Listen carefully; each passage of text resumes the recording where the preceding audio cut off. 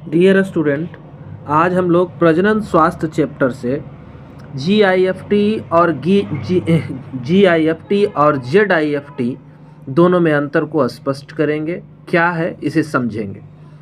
तो सबसे पहला आपका ZIFT है।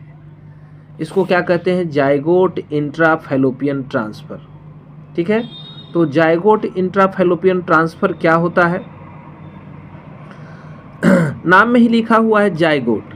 मतलब जाइगोट बनता कैसे है? तो जाइगोट बनाने के लिए हम लोग दो युग्मक को लेते हैं, नर और मादा युग्मक को, दोनों को आपस में मिलाते हैं तो एक कोशिकीय रचना का निर्माण होता है। इसी एक कोशिकीय रचना को जाइगोट कहते हैं और यही जीवन की शुरुआत करता है। तो यहाँ जाइगोट को बाहर बनाना है और फिर उसे फैलोपियन नलिका में ट्रांसफ़र करना है, यही बात बता रहा है एक वर्ड में ये। तो ये है क्या? ऐसे तो हम लोग जाइगोट को बाहर बनाएंगे नहीं और ट्रांसफ़र करेंगे नहीं। तो ये सहायक प्रजनन तकनीक है, असिस्टेड रिप्रोडक्टिव टेक्नोलॉजी है।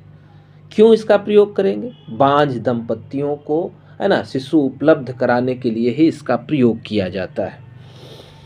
अब किन में हम लोग ये ZIFT का प्रयोग करेंगे? तो ZIFT में जाइगोट को बना करके डाल रहे हैं। जाइगोट नहीं बन पा रहा है मादा में।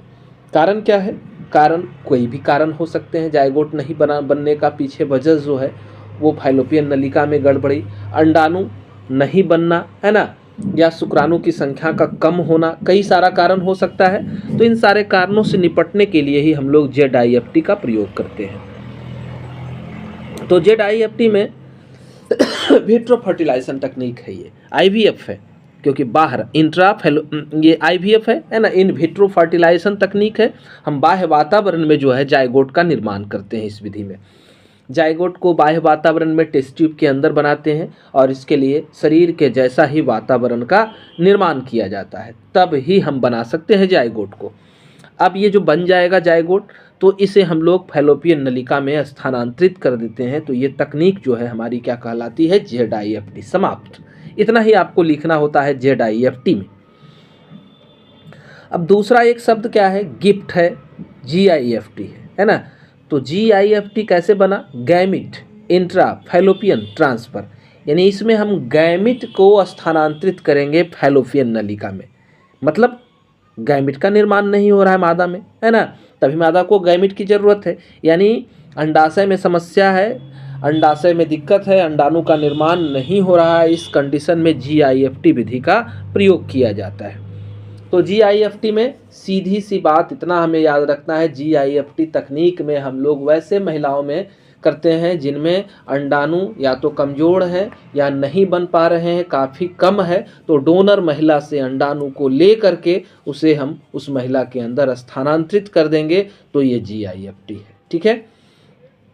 अब अंतर भी कभी कभी पूछता है, GIFT और ZIFT में अंतर स्पष्ट करें। तो ZIFT में क्या है कि हम लोग निषेचित अंडा को पहुंचाते हैं फैलोपियन नलिका में, और GIFT में युग्मक को ही, गैमिट को ही पहुंचाते हैं फैलोपियन नलिका में।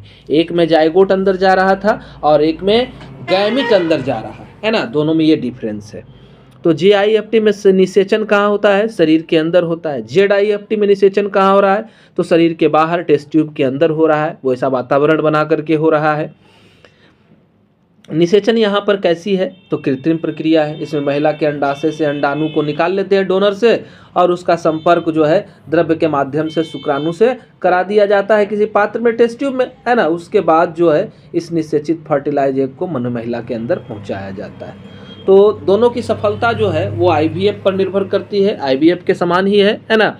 और ये प्राकृतिक तकनीक के लगभग समान है। कुछ अंतर, थोड़ा सा ही अंतर है ना, कि हम ये गैमिट को बना रहे हैं, गैमिट को डाल रहे हैं, या फिर जाइगोट को अंदर पहुंचा रहे हैं। बाकी काम तो सब कुछ सही है ना। वही वातावरण, वही इन्वायरमेंट में शिशु का डेवलपमेंट जो होना है वो वही उसी के अंदर है। तो ये IVF की दो तकनीक को हम लोगों ने जाना, ZIFT और GIFT को, है ना। कहीं क्वेश्चन रहे तो आप पूछ सकते हैं। आप समझ चुके हैं कि कैसी तकनीक है ये, है ना, सहायक प्रजनन तकनीक है। क्लियर, कन्फ्यूजन कोई दिक्कत रहे